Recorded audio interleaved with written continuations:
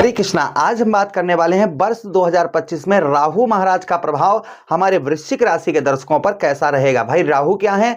राहु आदर्श ग्रह हैं, छलिया ग्रह हैं जो दिखाई नहीं देते हैं और राहु का ज्यादातर अशुभ प्रभाव ज्यादा रहता है।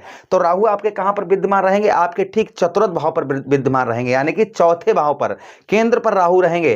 क्या प्रभाव आपके जीवन पर राहु महाराज का रहेगा, इसी बात की हम विस्तार पूर्वक अच्छी तरीके से अपने वृश्चिक राशि के लिए दर्शकों के लिए चर्चा करने वाले हैं कि आपके ठीक चतुर्थ भाव पर आपके राहु महाराज आपको क्या प्रदान करेंगे, क्या आपको सावधानी बरतनी है, इन सभी बातों का पर विस्तार पूर्वक अच्छी तरीके से चर्चा होगी। नमस्कार, मैं ज्योतिष आचार्य शिवराज शास्त्री आप लोगों का हार्दिक स्वागत कर रहा हूं। सबसे पहले हमारी ओर से आप सभी को नववर्ष की हार्दिक शुभकामनाएं, ढेरों शुभकामनाएं। वैसे हमारा नववर्ष जो होता है ना, वो हिंदी पंचांग के अनुसार 1 अप्रैल यानी 1 अप्रैल को हमारा नववर्ष होता है। फिर भी आप लोगों को आप जैसा समझें, किंतु हमारा तो वही नववर्ष है। इसको भी आप हमारा प्रणाम, इस नववर्ष को भी आप ये अंग्रेजी कैलेंडर के अनुसार है। चलिए हम इन बातों को छोड़ते हैं और आगे बढ़ते हैं। और राहु का प्रभाव, क्या आपको सावधानी बरतनी है, इन सभी बातों की हम विस्तार पूर्वक अच्छी तरीके से अपने वृश्चिक राशि के दर्शकों के लिए चर्चा करने वाले हैं।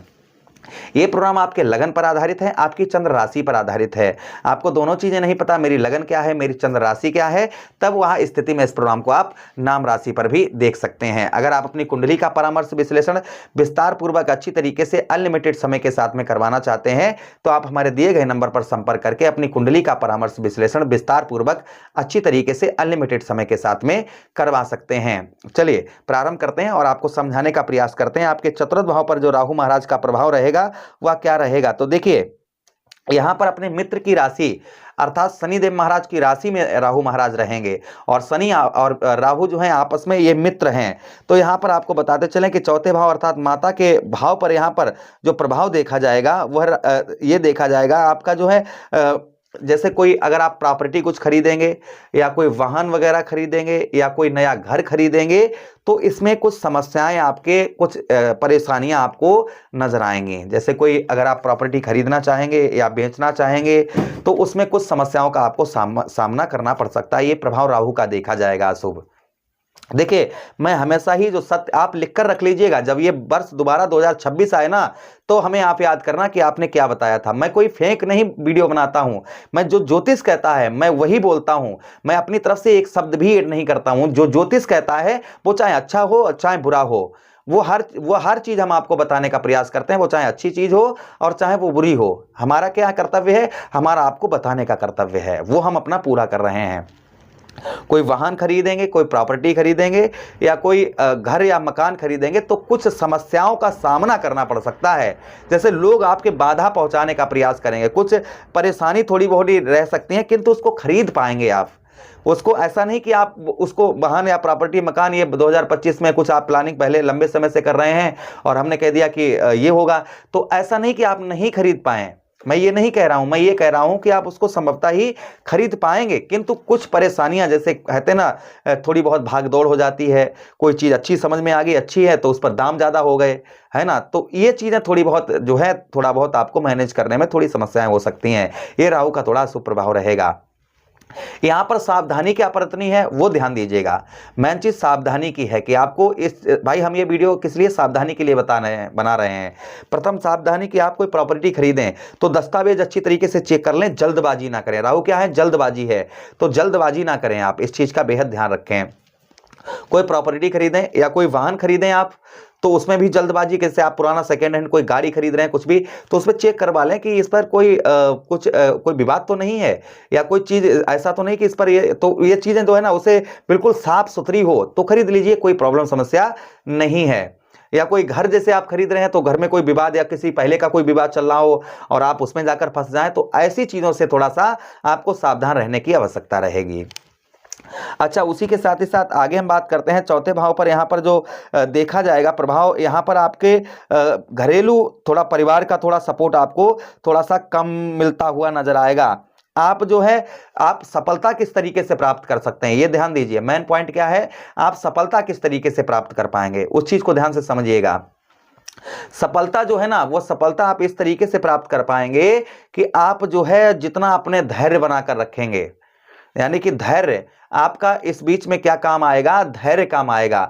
आप धैर्य से ही सफलता प्राप्त कर पाएंगे। वर्ष 2025 में राहु क्या कह रहे हैं कि आपको भाई धैर्य रखना होगा।